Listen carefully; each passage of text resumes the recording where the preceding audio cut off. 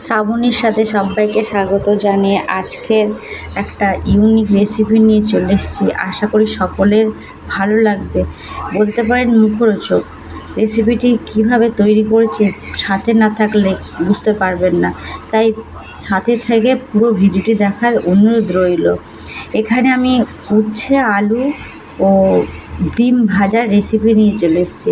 তো উচ্ছে আলু ডিম ভাজার রেসিপি কিভাবে বানিয়েছি অবশ্যই সাথে থাকুন আর দেখতে থাকুন কিভাবে তৈরি করেছি। গরম ভাতের সাথে তো জমে যাবে, এখানে আর কোনো কথাই হবে না। এবং মুখে যদি রুচি না থাকে তাহলে এই রেসিপি তো অবশ্যই তার জন্য দরকার। চলুন তাহলে দেখে নেওয়া যাক। এখানে আমি দুটো আলু নিয়েছি লম্বা লম্বা করে কেটে, আর 200 গ্রাম উচ্ছে নিয়েছি গোল গোল করে কেটে রেখেছি। তা উচ্ছে আলু এইভাবে কেটে ভালোভাবে পরিষ্কার করে ধুয়ে জল ঝরিয়ে রেখেছি। এবার ভাজার প্রসেসে চলে যাব। ফার্স্ট কড়াতে তেল দিলাম, তেলটা ভালোভাবে গরম করে নিলাম। তাই প্রথমেই আমি আলুটা ভেজে নেব, স্টেপ বাই স্টেপ যেভাবে দেখিয়ে দেবো। আশা করি কোনো কারোর অসুবিধা হবে না রেসিপিটি বানাতে। তাই আলুগুলো এইভাবে এপিট ওপিটভাবে ভেজে নিতে হবে তেলের মধ্যে দিয়ে। তাই প্রথমেই আমি নুন আর হলুদটা দিয়ে দেবো আলুটা ভাজার জন্য।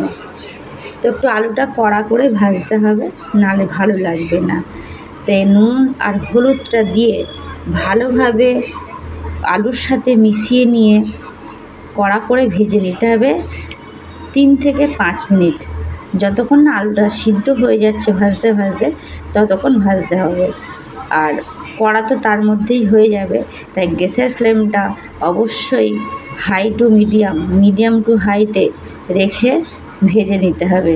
লোতে রাখলে আবার হবে না, তাই এখানে মিডিয়ামে রাখাটাই শ্রেয়। তো আলুটা এইভাবে এপিট ওপিট করে ভেজে নিতে হবে। তো আলুটা প্রায় অনেকটাই ভাজার দিকে হয়ে এসছে। দেখে নেবো যে আলুটা ভাজা হয়েছে কি না, তাই খুন্তির কানা দিয়ে একটু দেখে নিচ্ছি। আলুটা অনেকটাই হয়ে এসছে।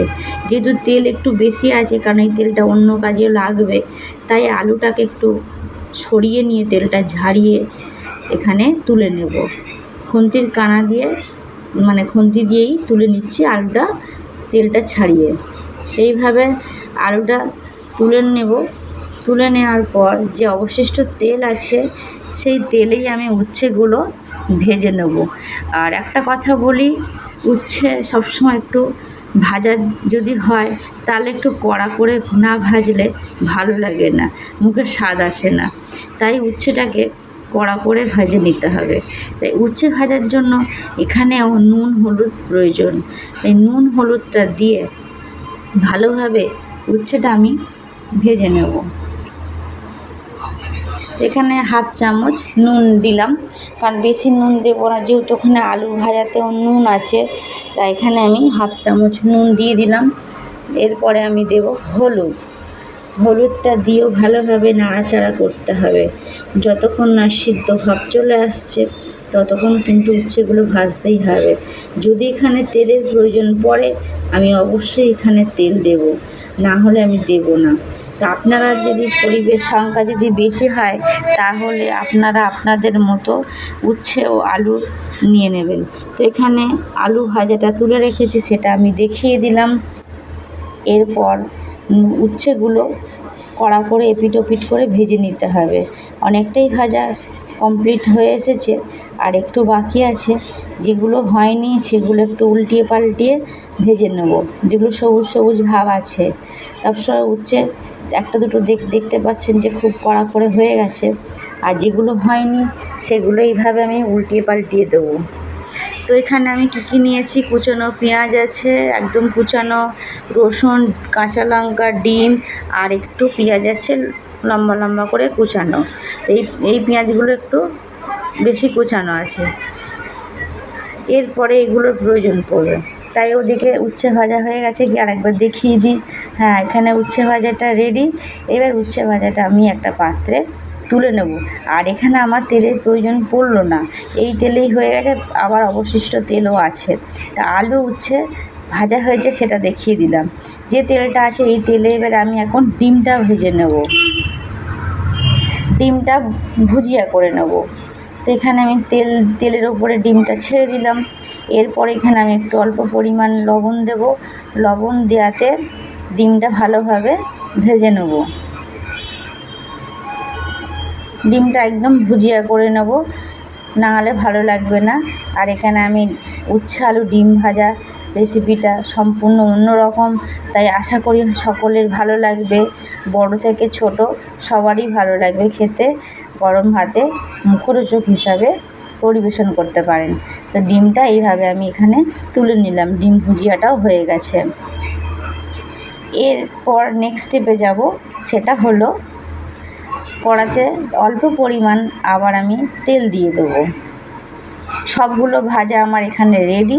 এখানে অল্প পরিমাণ তেল দিয়ে তেলটা ভালোভাবে 2 থেকে 3 মিনিট মতো একটু টাইম দিয়ে ভালোভাবে একটু গরম করে নেব তেলটাকে।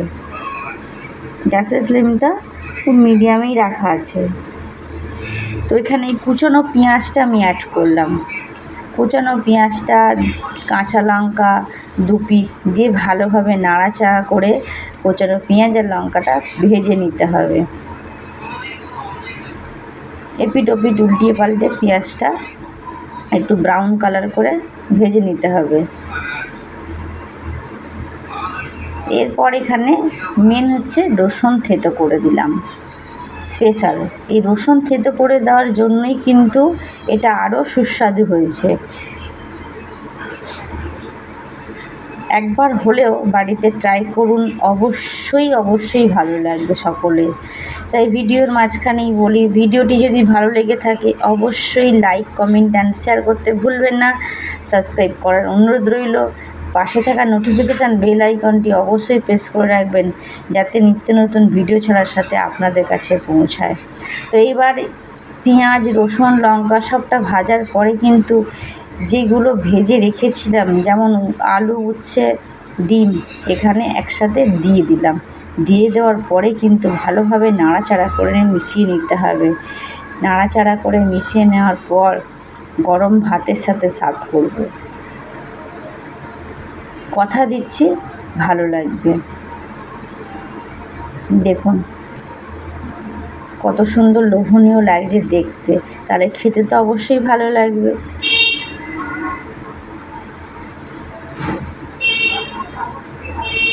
একটু 2 মিনিট ধরে এইভাবে রাখতে হবে নাড়াচাড়া করে, যাতে তলায় আবার পুরা না লেগে যায়। ভালো থাকুন, সুস্থ থাকুন। দেখা হচ্ছে অন্য কোনো রেসিপিতে নেক্সট ডেতে। টাটা।